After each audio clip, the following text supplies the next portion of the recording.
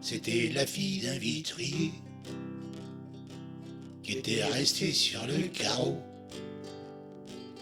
Ça se passait vers vitré, elle avait bu un verre de trop. En voyant qu'elle était fumée, je lui offris mon plat de lentilles. J'établis ainsi le contact et lui proposai avec tact: voulez-vous fonder un foyer? Mais sous l'effet de son breuvage, elle voulut un double foyer, en quelque sorte un surménage. Il n'était pas dans mon optique de devoir vous tenir à l'œil.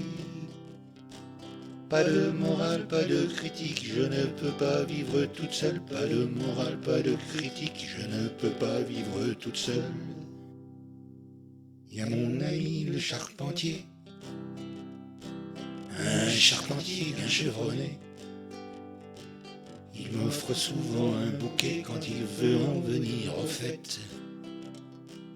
Puis mon voisin le menuisier, si c'est celui qui s'est établi,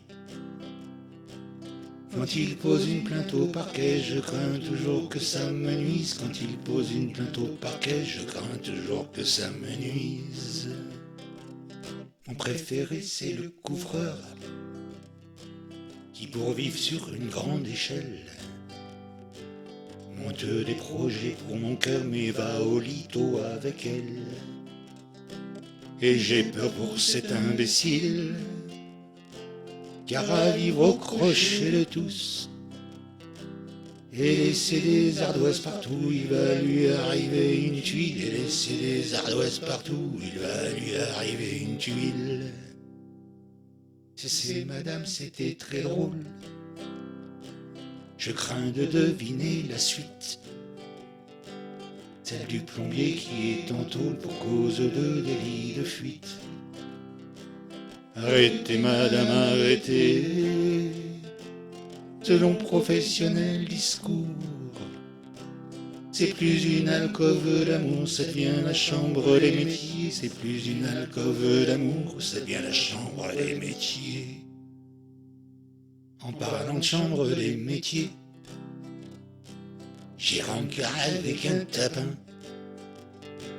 Je sais, je risque quelque chose, mais qui ne risque rien à rien. Si elle me pose un lapin, aurais-je la myxomatose? Si elle me pose un lapin, aurais-je la myxomatose?